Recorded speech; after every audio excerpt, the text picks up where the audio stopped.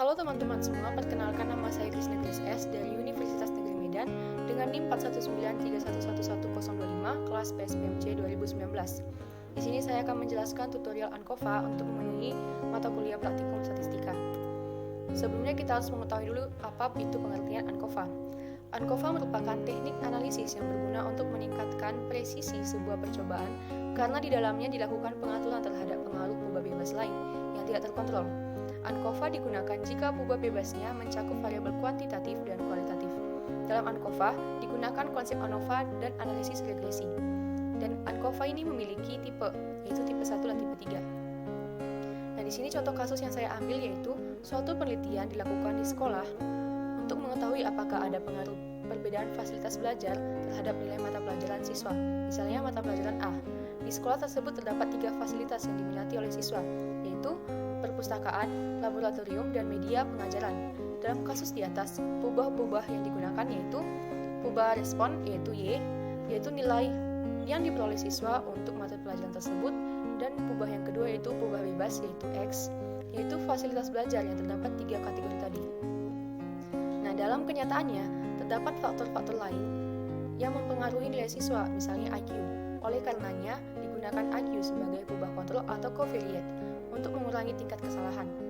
Untuk keperluan penelitian ini diambil sampel masing-masing 15 siswa dari setiap fasilitas belajar. Data yang diperoleh adalah sebagai berikut.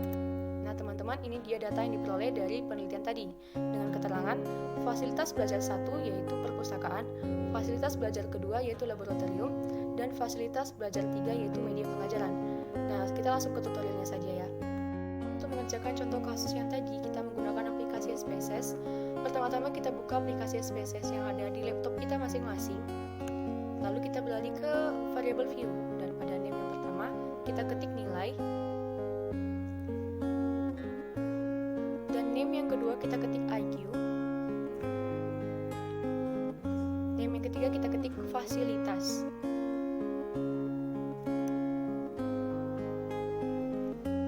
Nah, pada desimal kita ubah menjadi 0 untuk 3 yang tadi. Pada label yang pertama, kita ketik nilai, yang kedua IQ, dan yang ketiga fasilitas belajar. Nah, pada valus nilai dan IQ itu kita kosongkan, tapi pada valus dari fasilitas belajar kita beri value yang pertama, yaitu label perpustakaan. Kita klik add, lalu value yang kedua yaitu laboratorium. Lalu kita klik add, dan value yang ketiga yaitu label media pengajaran.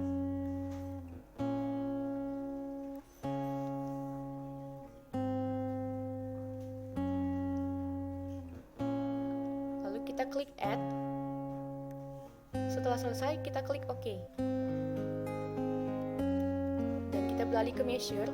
Measure untuk nilai dan IQ itu scale. Measure untuk fasilitas itu nominal.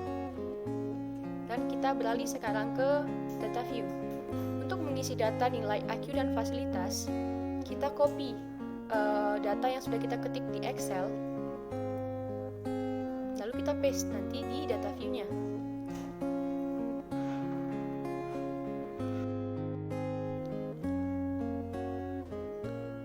Setelah kita paste data yang dari Excel ke data view di SPSS, seperti ini tampilannya.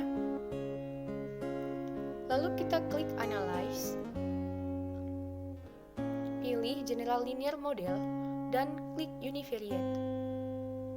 Nah, di sini nilai kita pindahkan ke dependent variable, IQ kita pindahkan ke covariate, dan fasilitas belajar kita pindahkan ke fixed vector.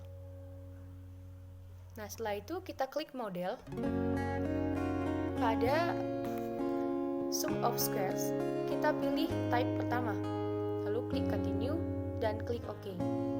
Maka akan muncul tampilan output dari type pertama sebagai berikut. Nah, untuk melihat type ketiga, output type ketiga, caranya sama. Klik analyze, lalu pilih general linear model, klik univariate, lalu model.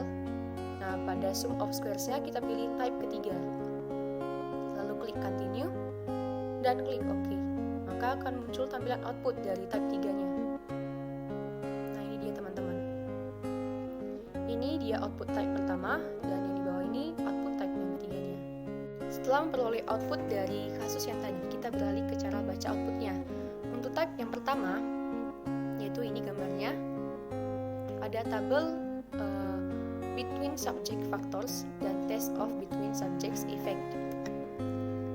Karena menggunakan SS type 1, maka pengujian hanya dilakukan untuk mengetahui pengaruh perbedaan fasilitas belajar terhadap nilai siswa.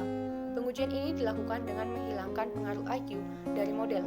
Dari hasil pengolahan terlihat bahwa angka signifikan untuk ubah fasilitas adalah 0,004. Karena nilainya jauh di bawah 0,05, maka H0-nya ditolak.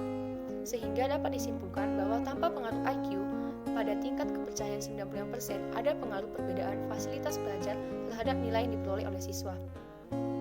Untuk mengetahui pengaruh IQ siswa dan perbedaan fasilitas belajar terhadap nilai yang diperoleh oleh siswa secara simultan dapat dilihat dari angka signifikan pada bagian corrected model. Terlihat bahwa pada corrected model angka signifikannya itu sebesar 0,000. Karena nilai signifikansinya jauh di bawah 0,05, maka H0-nya ditolak, sehingga pada tingkat kepercayaan 95% dapat disimpulkan bahwa secara simultan IQ siswa dan fasilitas belajar berpengaruh terhadap nilai yang diperoleh oleh siswa. Selanjutnya kita ke type yang ketiga. Ini dia ada tabel between subjects factors dan juga ada tabel test of between subjects effect. Dari output type 3 terlihat bahwa angka signifikansinya untuk berubah IQ adalah 0,000. Karena nilai signifikannya lebih kecil dari 0,05, maka H0-nya ditolak. Hal ini berarti pada tingkat kepercayaan 95% dapat dikatakan ada hubungan linear antara IQ dengan nilai yang diperoleh oleh siswa. Pernyataan ini mengindikasikan bahwa asumsi ANCOVA telah terpenuhi. Pengujian ini dilakukan dengan menghilangkan pengaruh perbedaan fasilitas belajar dari model terlebih dahulu.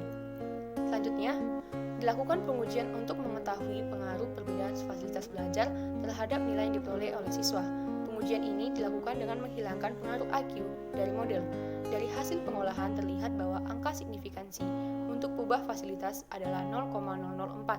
Karena nilainya jauh di bawah dari 0,05, maka H0-nya ditolak, sehingga dapat disimpulkan bahwa tanpa pengaruh IQ, pada tingkat kepercayaan 95% ada pengaruh perbedaan fasilitas belajar terhadap nilai yang diperoleh oleh siswa. Untuk mengetahui pengaruh IQ siswa dan perbedaan fasilitas belajar terhadap nilai yang diperoleh oleh siswa, secara simultan dapat dilihat dari angka signifikansi pada bagian corrected model. Terlihat bahwa angka signifikansinya adalah sebesar 0,000. Karena nilai signifikansinya jauh di bawah dari 0,05, maka H0 ditolak, sehingga pada tingkat kepercayaan 95% dapat disimpulkan bahwa secara simultan IQ siswa dan fasilitas belajar berpengaruh terhadap nilai yang diperoleh oleh siswa. Sekian tutorial ANCOVA yang dapat saya jelaskan, semoga dapat berguna bagi kita semua. Terima kasih.